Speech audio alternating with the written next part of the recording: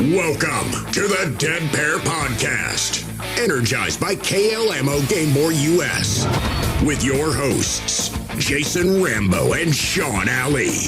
Coming in hot with the 411 on all things sporting clays. Your go-to source for information, education, and entertainment, from the new shooter to the seasoned competitor. Oh, I'm a junkie, man. I want to play with the buttons. He just likes to throw people under the bus. If you're not used to that yet. That's part of the show. Does your brain hear what your mouth is saying? Hey, I'm going to call Dave when the podcast is over and ask him what half the words are. Let's rapid fire. Let's do the hot seat. Let's get her done. Often imitated, but never duplicated. And now, it's showtime!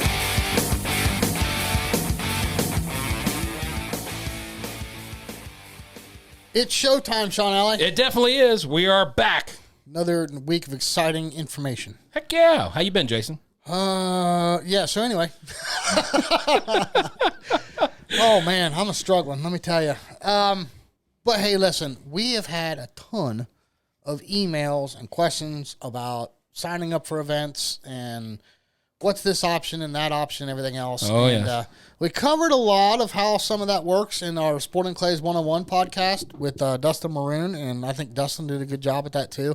But we're going to have Casey Chase on tonight. Yep. We're going to talk Scorechaser, how to sign up, how to find everything, and then how to find everything again when you're done shooting. Yeah, some of the features that are in there, I mean, it's a very robust application, so kind of easy to get lost in the weeds in there if you don't know what you're doing. Did you say robust? Robust. Okay. Robust. I didn't know if this was like some northern Yankee redneck slang that I wasn't aware of, or I don't know. Should I say it's well, you used to could. Coulda, shoulda, woulda, donna. Jules, edit this out.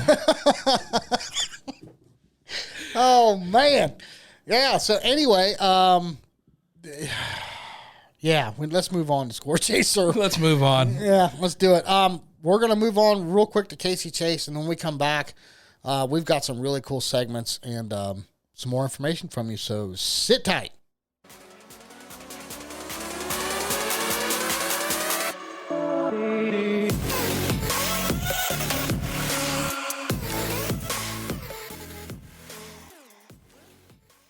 On the phone with us, the infamous Miss Casey Chase from Scorechaser. How you doing, Casey? Awesome. Thank you so much for having me. Our pleasure, Casey. Glad to have you here. Hopefully answer some questions and get some info out for all the shooters. Yeah, that'd be great. You know, it's funny, Casey, because no matter how long we do this, it seems like there's always the most basic questions we get asked. It's like, really? You don't know how to do that? And you think, well, wait a minute. I didn't know how to do that Yeah, last there was a point in time when we didn't know how to do it either. Right. Yeah. So, Casey, let's start from the beginning, if you will. If you could give us the abbreviated version, but tell us how you got started with this. You know, how did the idea come about, and why for Scorechaser? Sure. So I've actually been running tournaments. My parents shot competitively in trap and in sporting clays my whole life. And about 19 years ago, I started running sporting clays tournaments. In 2008, I started doing it for a living and going on the road all over the country, and was contracted by gun clubs to help with their major events. And then about 2018, I had made up my mind that, I was really in the trenches a lot more than some of these other developers. And I felt like I had more complete firsthand knowledge of what clubs were facing and what shooters were facing, and felt like I could offer a better solution. So I started working on building Scorechaser, and then we launched it in July of 2020. Yeah, that's awesome. So it's more of a behind-the-scenes knowledge of what to put together. For sure. Yeah, in all aspects, and we see a great variety of how clubs run their tournaments and what types of tournaments they're offering, one day with multi-events, one day with single events, or multi-weekend. We're looking at the U.S. Open that starts on a Monday and ends on a Sunday. So coming up with a solution that would accommodate all of those scenarios was really challenging, but I felt like I had the experience to figure that all out. Right. So do you see more clubs across the country joining on with Scorechaser? In other words, is there still like a big, what's the word I'm looking for? Influx. Well, not just necessarily influx, but is there still a big interest in joining Scorechaser, these clubs everywhere? Because, we've got, And I guess I'll go ahead and name drop them. I mean, you got WinScore, you got iClays, you got, I think, what was the other one? Scoring Pro. I mean, there's all these different ones. I wish there was just one, to be honest with you. But do you see more and more clubs jumping on board with you? We do, yes. So we're up to about 350 club accounts. Now, many of those club accounts are maybe private organizations that are running fundraisers at a club, that kind of thing. But what I've looked at here recently is that right now, as of today, Scorechaser is hosting 75 to 80% of the clubs that are throwing registered tournaments in the U.S., which I'm absolutely thrilled with, to be able to mention that kind of a number this early in the game for us. We're not even 2 years old yet. So that's been really exciting. We're still gaining clubs every day. M&M, for example, just came on board with their Delaware River Classic. So they're on Scorechaser now. We'll have the 23 Nationals and 23 Texas State at headquarters. So that's really exciting for us too. We're definitely still doing a lot of tech support for new clubs. So we're absolutely continuing to grow our user bases too. So in the first year, we averaged about 1,000 new user accounts per month. And that has slowed down just a tad. We're looking at about 750 user accounts a month now. But we're still growing. We're pushing 20,000 right as of today. So it's really exciting. Wait a minute. Let me get that straight. That's 1,000 new users per month, and then you went to 750 new users per month? That's right. Yeah. So in the first year, and these are shooter accounts or user accounts that are associated with the club, but we were averaging about 1,000 users a month in that first year. And in the last 6 months, that slowed down to about 750, but we're absolutely still growing and gaining. That's incredible. Wow. Well, Casey, at the risk of being unpopular here, the main reason we wanted to do a podcast with you about Scorechaser, and please don't shoot the messenger, is because we've had so many emails and texts and stuff sent to us from people saying they're a little confused or can't quite figure out the site. And I know that, compared to the other websites we've used, Scorechaser is robust beyond belief. There's all kinds of features. There's all kinds of little doodads and gizmos that you can use and look up all kinds of different stats and stuff. So I know it's way more complex than the other sites. But, can you kind of walk us through, like if you were talking to a new user, can you kind of walk us through a quick setup or how to, create a shooting account and so on and so forth for the new user? Just, I guess, as abbreviated as you possibly can. Yes, of course. So, with learning anything new, there's going to be some frustration, and it is difficult when you're, faced with something super unfamiliar. Scorechaser is doing things differently for many reasons. One, because I think that, in some way the sport's been a little bit stagnant in terms of the technical support and how we could grow and what we could accommodate. And there's a lot of things like in how options are paid out or how you register for events that are a little stuck in time, So Scorechaser is built in a way that will open the doors so that our software never limits the sport and that the sport is allowed to grow and breathe as it should. One of those things that I think is probably one of the biggest hurdles for shooters to get used to is our user accounts. I just want to be very clear that you absolutely do not have to have an account to register for a tournament. You can register for any tournament you want as a guest. But if you want to update or make changes to that registration, you need to log into an account. The reason for that is that we can protect your registration that way. So say, FITASC is sold out or, the main event is sold out at Backwoods for the U.S. Open here coming up. In the past, anybody could have found your NSCA number, which we all have access to through the NSCA's website, if you're a member and can log in. So I can go in and find, Jason's NSCA number. I can pull him out of that event and then register myself for that FITASC spot on a sold out event. So we're protecting your registration and saying, nope, only Jason gets to make changes to his registration. Very nice.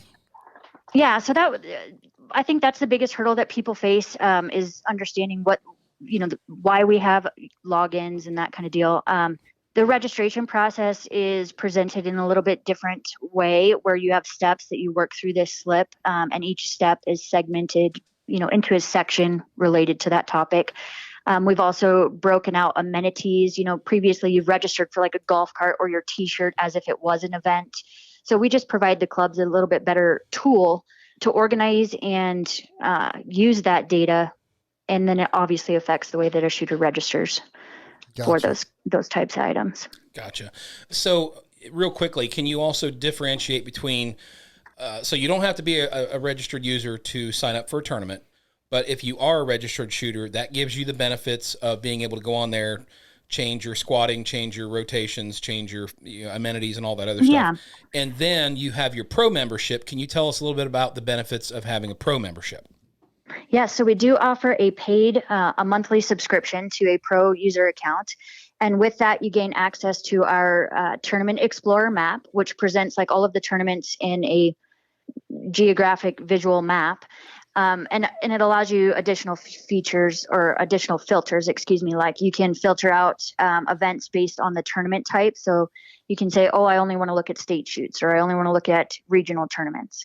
And then you can additionally sort that based on event type. So maybe you only want to look at shoots that offer a FETASC event or offer an AFS event. So you can sort it out by that, and then a date range too. So like, I know you guys hit some of the shoots in Florida. On our Tournament Explorer map, you can set a date range and say, I'm going to be in Florida from January 1st until March 31st. Show me all the tournaments that are happening there. Oh, nice. Very cool. Yeah, so that's a really fun one. You can also obtain a history of all of your tournaments that have been hosted on Scorechaser through My Scores. So it allows you to pull up like your previous receipts. So you can look at who you shot with at Jack Link's Cup this year. Oh, okay. Yeah, and then in tournament text notifications. So while at a shoot, all of our pro users get a text reminder of what they have to shoot that day, of their schedule and what starting station is and all of that. So they don't have to go back and find their confirmation receipt. They get notified first if they're in a shoot off through text message, so that they can seek out, when that shoot off is going to be happening and be ready for that. We also let them know when they break that $600 threshold and they have to go fill out some paperwork in the clubhouse. And if they've won a trophy, so you can pick that up and the club doesn't have to ship it. And then the last perk of our pro users is the concierge service. So we have 2 concierge that work for our team and automatically register our pro users for the tournaments that they choose through their preference sheet as soon as those shoots open. So they get a jump on registration basically, and they don't end up like on a waiting list because, something sold out or a rotation filled up. We ask questions like, do you want to shoot middle of the day? Do you like morning shooting? Do you like 100 targets at a time, 200 targets in a day? All of those preferences, the concierge will consider when they sign you up for a tournament. Gotcha. And for the pro membership, what's the cost associated with that? She said $12 a month. See, he never listens. Oh, I didn't hear her say $12 a month. So That's my bad. I don't know if I did, but yes, you're right. It is $12 a month. Okay. No, I was just trying to get it out there. I didn't think you said it, but then again, I may have missed it. No, she said it was monthly, though. I don't think she said the cost, though. Whatever. Anyways, moving on. See what I got to work with, Casey. You understand now? Yeah, we're going to play this back, and I'm going to prove Jason wrong that you haven't said anything. All right, Casey. So let me jump in here. So if a person doesn't have the pro membership and they're like, okay, I've heard Jason and Sean flap their gums about the Ohio State shoot. Okay, here I go. I'm this Joe Smith shooter, and I want to go sign up. Tell us how he can find the shoot by the region or state or the date or, obviously Sean and I have used this, right? But talk to the new guy here that's going to Scorechaser for the first time. How does he find all this? So when you get into Scorechaser, like on a desktop, our navigation's all on the left-hand side. On a mobile device, you'll see it's a little hamburger icon. It's 3 lines, and that's your menu. You drop that down. Anytime you get into the app, initially it's going to take you to your home screen. On the home screen, we display a featured tournament listing, which is one of our pro clubs. And then we give you some fun stuff like the All-American points race and recent shoots that are over. The list of all of the tournaments, upcoming, ongoing, or completed tournaments is under the tournament section. In upcoming, so like if you're looking for the Ohio State shoot, you can certainly filter it by region, Northeast, North Central, all of them. And then the search box, I think, is the most underutilized and most powerful tool on this page, just because of really the mass quantity of tournaments that we have on there. So in the search box, you can use any criteria. You can even use your club, like Ohio State's at Hillendale. So you can look up Hill, hit enter, and it's going to show you all of the tournaments that are happening there. It is at Hillendale, right? Yes. Yep. Yeah. That's correct. And then you can also search by state there. You can type in your state, Ohio. If you just do OH, you're probably going to find some other shoots that have OH somewhere in the name. But you can certainly look up by state that way. You can look up any search criteria. Like I said, anything you want that shows up on that page, you'll find through the search box. Awesome. Okay. So now they've gone through these steps. They found the shoot. Now they're going to register for the shoot. Obviously, the first thing they're going to do is put in their NSCA number and their full name, address, everything, right? Right. Unless they're logged in, and then all of that's automatically populated for them. Right. Well, yes, exactly. So now choosing events, finding squad members, event times and rotations. Walk us through that. Okay, let me back up one step. So let's say you select Ohio State, or I'm going to look at like Nevada State real quick. Every tournament has a details page, and that details page exists with that shoot from upcoming through ongoing and through completed. So you can find, club address, you can find contact information for registration, what events they're offering. You decide to register. So you click on register, and we pop up the registration slip. Right under the banner where it tells you tournament registration, this is the shoot you're registering for, there's a step-by-step guide there. Like, this is the first step, shooter info. The next step is squatting request. You've got to make it all the way through all of those steps to complete your registration. We do put squatting requests as a second priority after your entrant details, because that allows us to guide you to help choose your events and rotations. Okay. So in the past, you might have been able to put squatting requests just in your notes at the end. But you don't necessarily know when Sean selected to shoot. So it makes it difficult for the club to squad and accommodate all of those requests. So we put a high priority on squatting requests. You can look for a shooter by their NSCA number, by their name.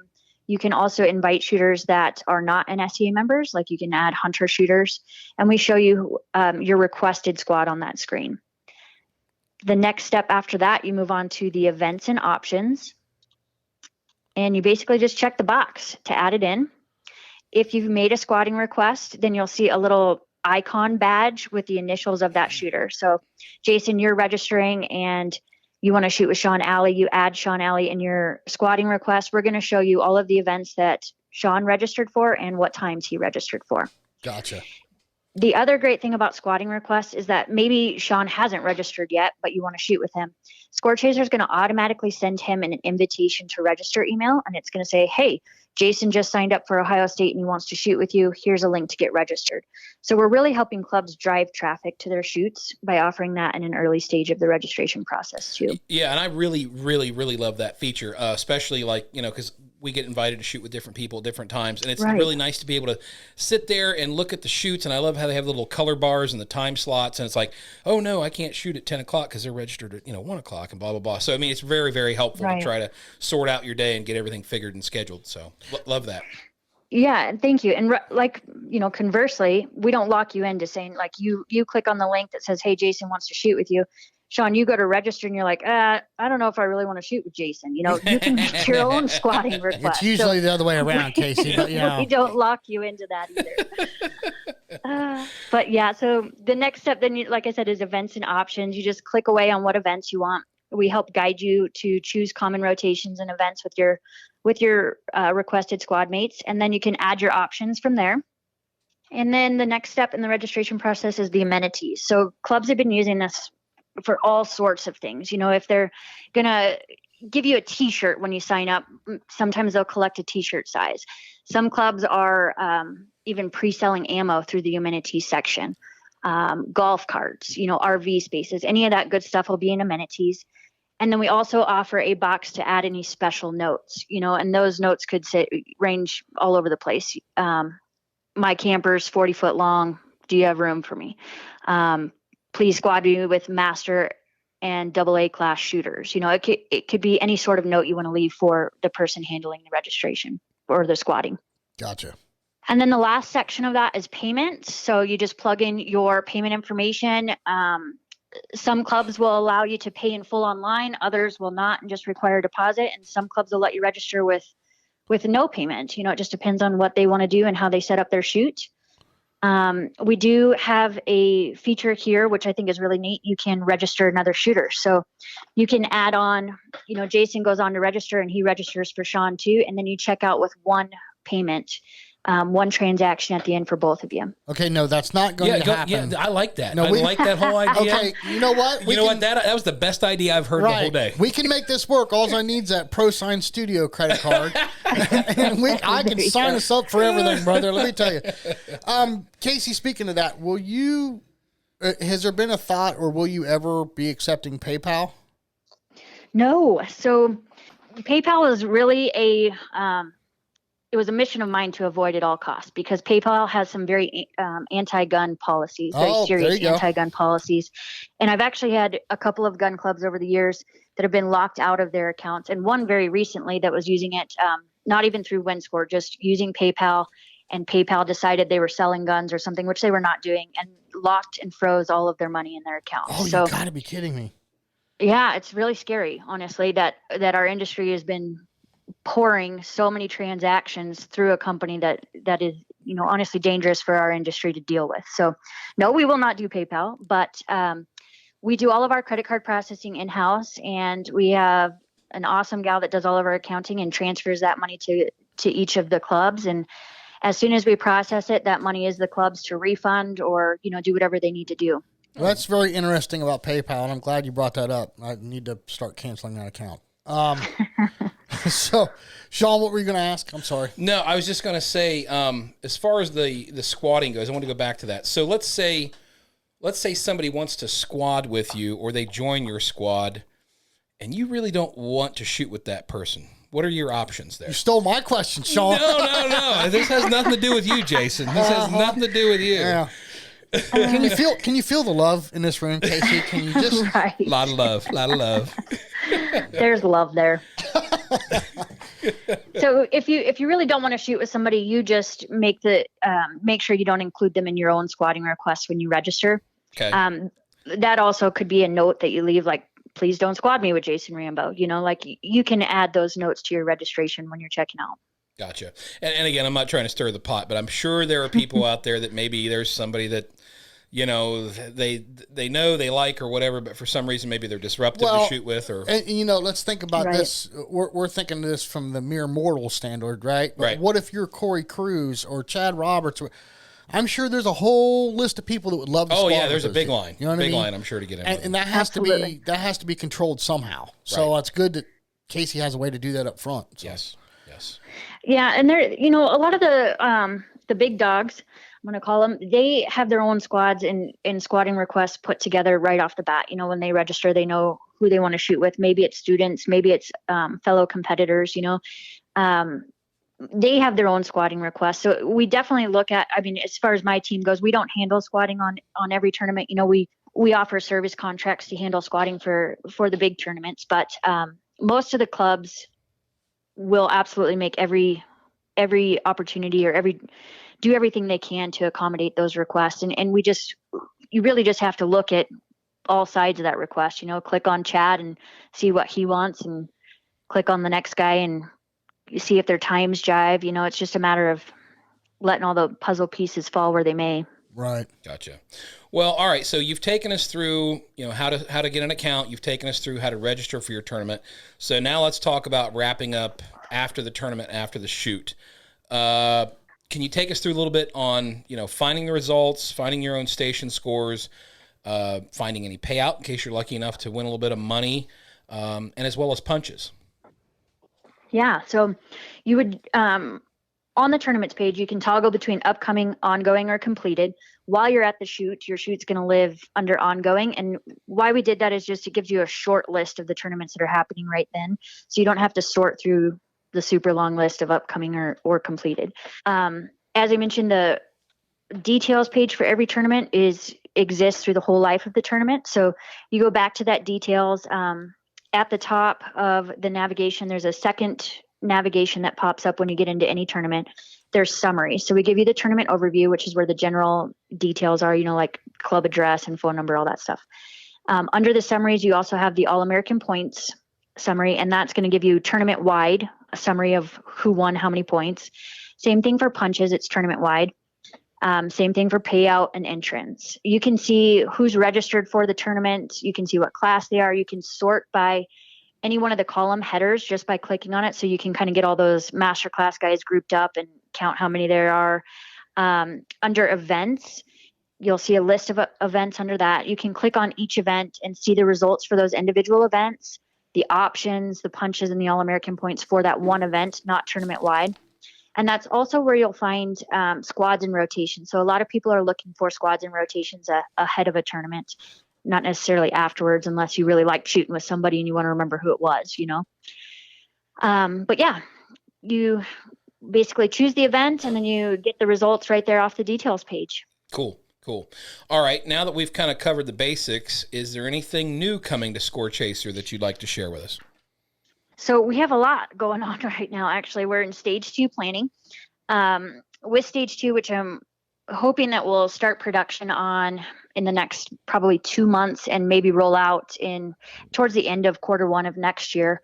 We're going to be featuring a lessons and instructors platform. Oh, nice. So I think one thing that is really hard for new shooters is to find an instructor, right? You have to go out to the gun club and see who's got their business card pinned on a board, or word of mouth, or if you know a specific instructor, you can go to their own website. But Scorechaser is going to provide a platform where you can find multiple instructors in your area, or maybe even instructors that are going to be at a tournament and offering lessons after a tournament.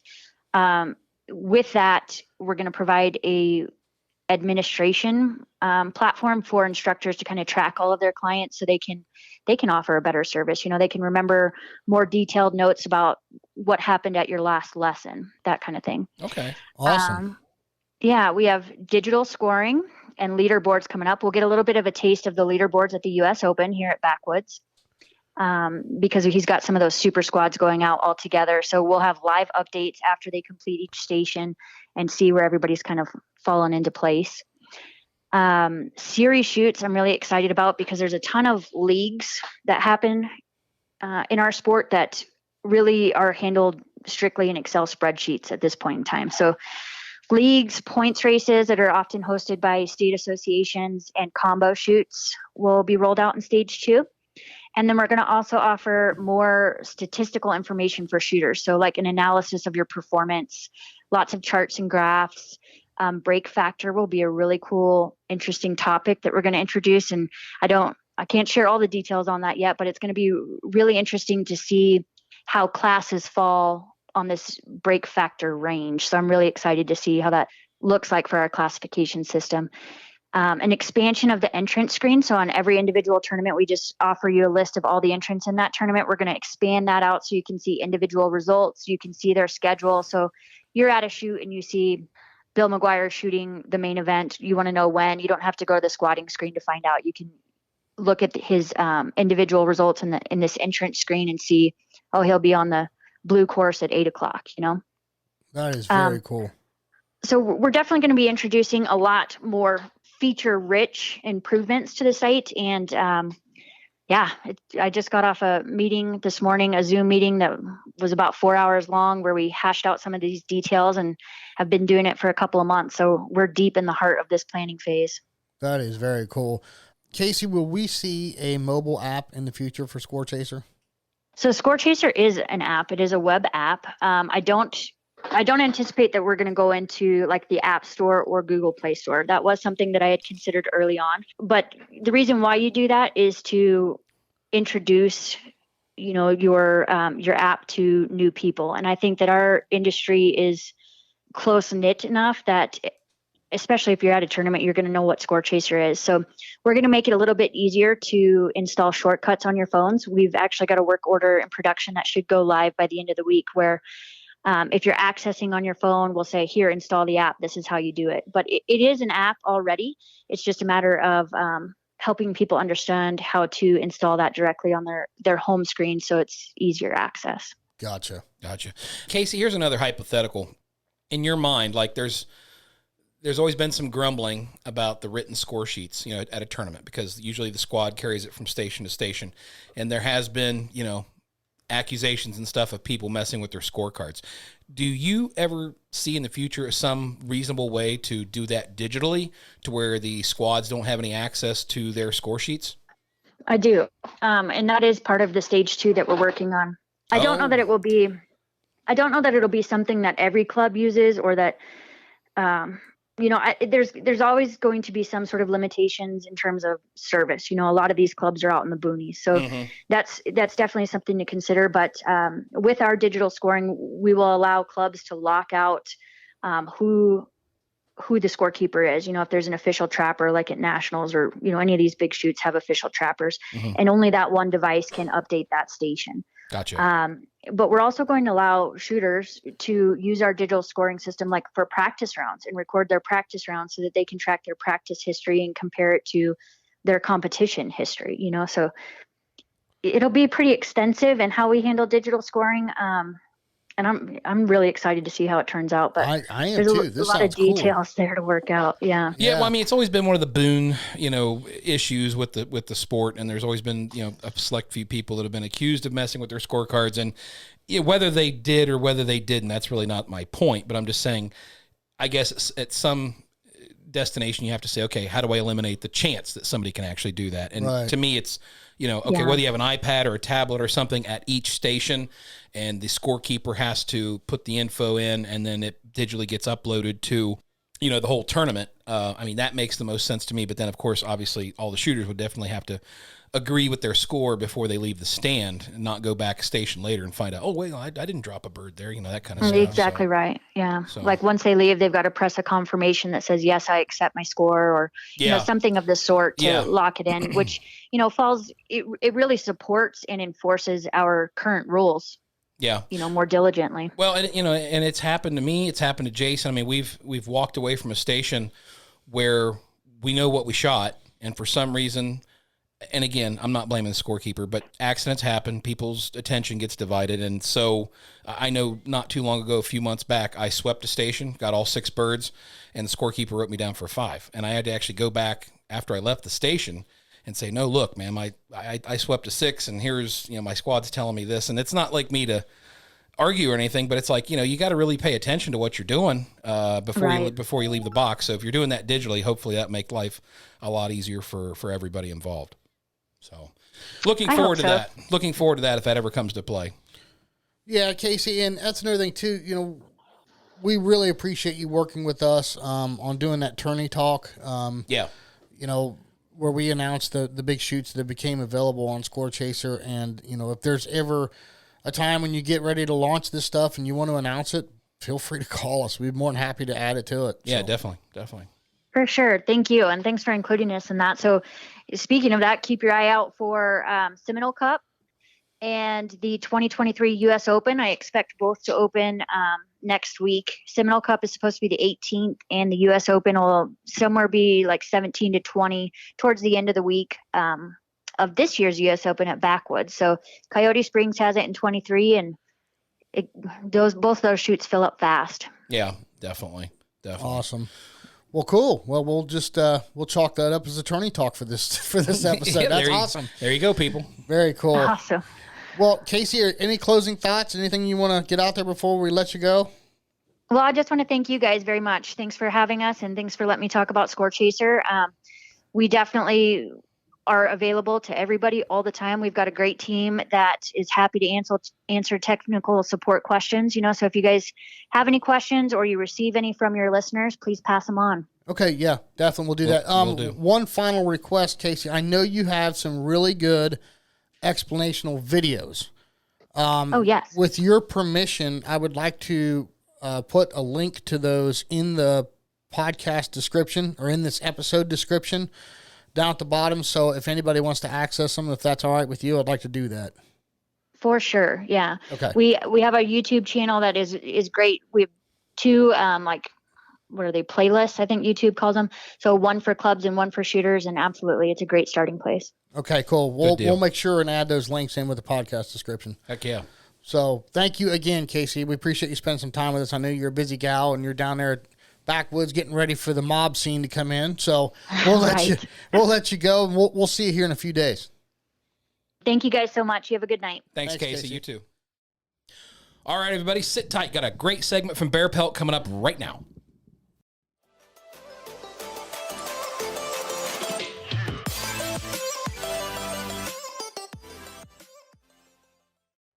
All right, joining us on the phone right now is Mr. Trevor Shanahan. Trevor, how you doing this evening?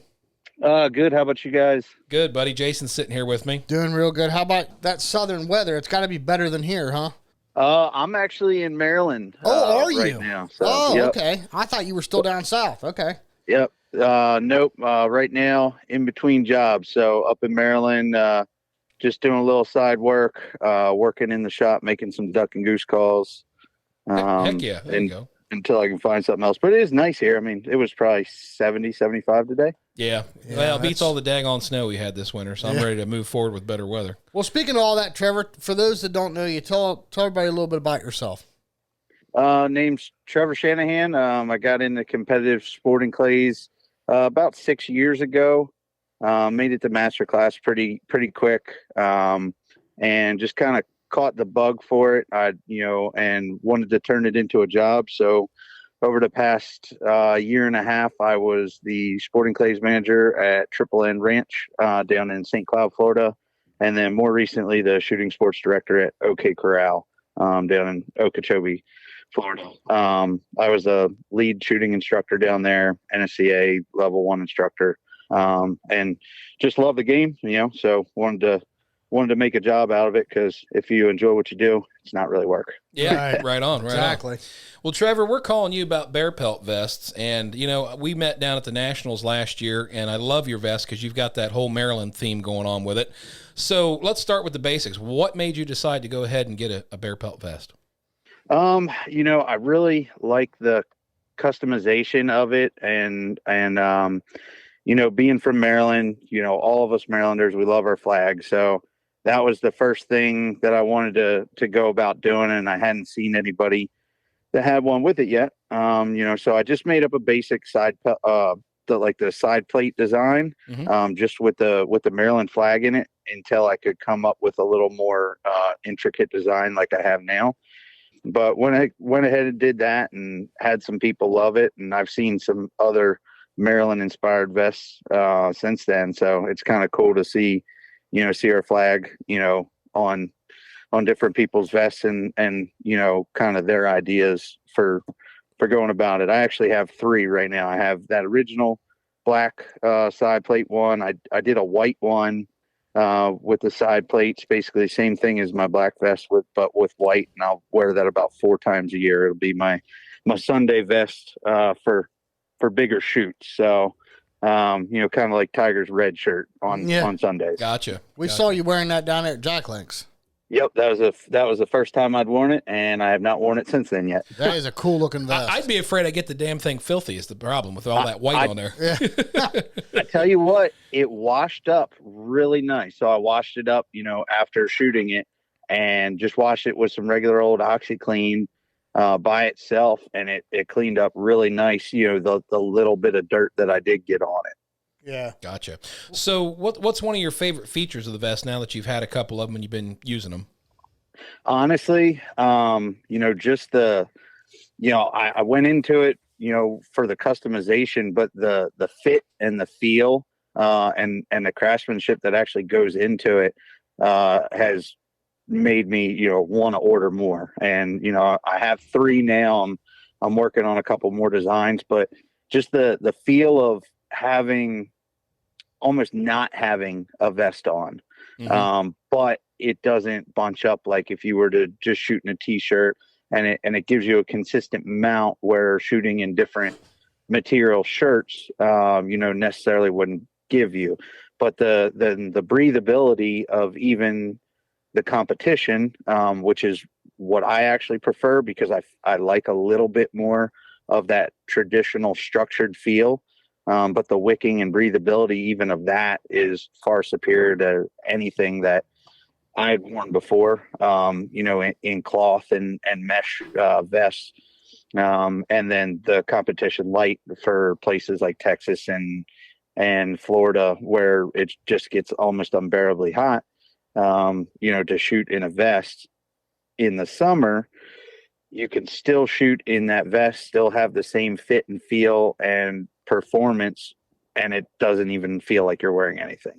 So of the 3 vests, which ones are which? Do you have 2 of the comps and 1 of the comp lights, or is it the other way around? So I have my first one was the comp light, because it was a black vest, and just shooting, in the summer as much as I do, and then down in Florida when I got it.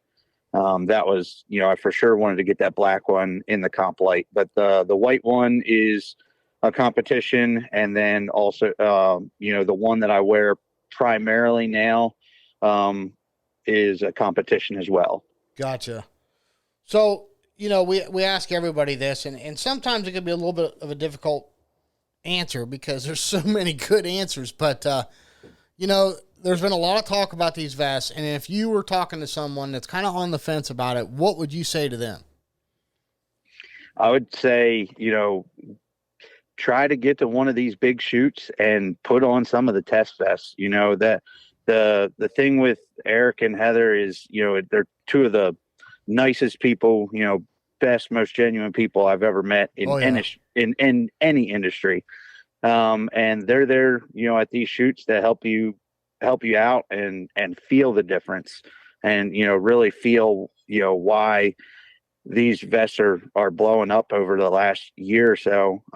It's not just because they look good and you can pretty much, do whatever you want to them without having to take them, get embroidered, all that, all that stuff. It's because they're actually good quality vests and they're going to help you perform better.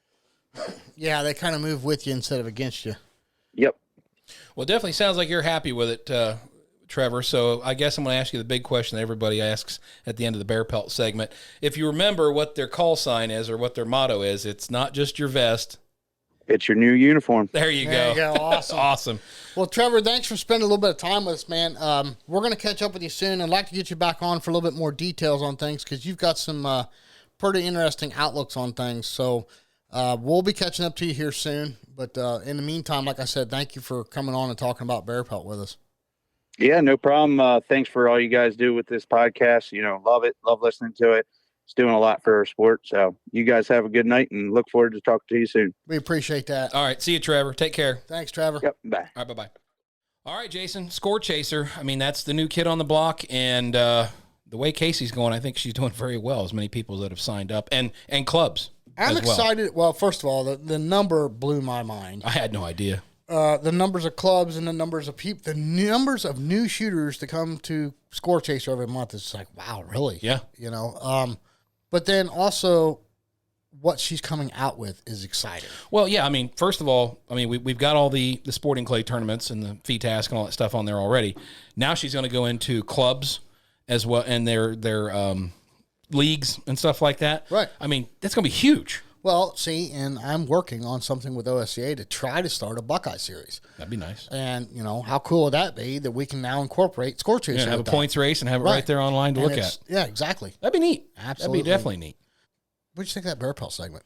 Good stuff. I mean, as always, it's a Barepelt vest, man. They're awesome. I mean, what else can I say? There's nothing else to say. No. I mean, they're awesome. They were a game changer when they came on the scene a couple years ago. Luckily, we were one of the first to, we were the first to announce it to everybody, and they've had great success, and rightly so, because it's a fantastic product. Well, hang on to your pantyhose there, Mr. Alley. Pantyhose? Yes. Barepelt 2.0 is coming. Yes, I've heard about that. Haven't seen it yet, so hopefully... don't tell anybody. Don't tell anybody? Don't tell anybody. It's think, coming. I think you just told a couple thousand people. Okay. All right. Moving on. I'm getting a phone call tomorrow. Yeah, you are. Eric or Heather's going to be chewing your butt out. But anyway, no, we're going to be catching up with Eric Roden here soon, and we're going to do a whole podcast with Barepelt because there's a lot of exciting stuff coming out. Yeah, definitely. And he's going to make the whole full-blown announcement when we do that podcast. Yeah. So, yeah, I don't know anything else on Scorechaser. I mean, I hope that with what we've laid down here, it's going to be a big help to people. Also, check out the podcast links. We'll have the videos from YouTube for Scorechaser on there that you guys can further go and watch. And have you watched those yet? I've watched one or two of them, actually. I think there's like four or five on there. When I release this podcast, you need to go down through my description and click on that link. See, there you go again. You're making the mistake that I pay attention to what you're doing and saying, Jason. Yeah. No, wait. The mistake is anybody thinking that you pay attention at all. Right. Well, it's like David said. It's that ADHD thing kicking in, man. Yeah. I got a short window. On hyperdrive. Yeah, a short window. Oh, boy. No. I'm not going to touch that with a 10-foot pole. I'm leaving that alone. Good. All I got to say is good. Leave me alone. Oh, goodness. Okay. Any big shoots coming up you want to talk about? Well, definitely looking forward to the Ohio State shoot. That's going to be coming up in August. I know you're going back to the Nationals in October, aren't you? Yes, I am. I'm still kind of on the fence on that. Not sure if I'll be there or not. What kind of fence is it? Is it like privacy or chain link? Well, it's pretty reinforced for me to stand on it. So concrete, rebar, the whole 9 yards. So we're talking full-on border wall. Right. Or seawall or however you want to call it. But I've just had a really busy year. We're remodeling the house. Work's been crazy busy, and obviously trying to shoot as much as possible. But, man, there's just only so many hours in the day. Listen, you've got to quit letting that work thing get in the way of sporting clays. Okay. Well, the problem is that you got to call my bill collectors and say, hey, Sean's not going to make his mortgage payment this month because he went shooting every day for the last 3 weeks. Yeah. I'm just not going to comment because my wife edits these things, and I just better shut up. Yeah, don't dig the hole any deeper than you already have. Right. No, I'm looking at a way to try and take the wife and kid with me to San Antonio this year. I think they'd really like the river walk down San Antonio. It's a heck of a town. If you guys haven't been there before, that is a huge city. Yeah. Bigger than I ever expected. I hadn't been there before until last year, so I think there's a lot of things that they could do while I'm shooting that they would enjoy. Oh, heck yeah! They don't need to spend the whole week with me at the National Shooting Complex, but I think they'd have fun. But I'm going to try and put that together. If you're not going, then heck with you. Like I said, I'll make my decision as I get a little bit closer. Just kind of got to see how this home remodel does. Hopefully, they'll be wrapped up with that in August, and then I'll be able to move back in. And everybody listening to this is the point. You need to harass Sean Alley on Facebook and Instagram and talk him into going to the Nationals. Stamp it. Really? Really? Like I don't have enough emails to answer. Yeah. Sean Alley at Pro Sign Studio. All right. Phone number 614. Oh, well, yeah, stop it now. Just stop it. All right. Okay. Enough screwing around. Let's get going. People are tired of our jibber jabber. Yep. So, you're slacking, so I'm going to go ahead and lay the smack down here. Do it. I dare you. Take someone new shooting. Yeah. Take them to a tournament. Yep. And then when they're hooked, you need to introduce them to Barepelt, Atlas Traps, Odo Pro Hearing Services, Negrini Cases, Rhino Chokes, RE Ranger, Performance Eyewear, Game Board US, KO Ammo, and White Flyer Targets. Let's not forget Folded Wing Apparel. Yep, our newest sponsor. Thank you, Folded Wing. And don't forget that promo code is Dead up Pair and 10. active. Yes, Dead Pair 10. That's going to give you 10% off any order with Folded Wings. No spaces. Dead Pair 10. No spaces.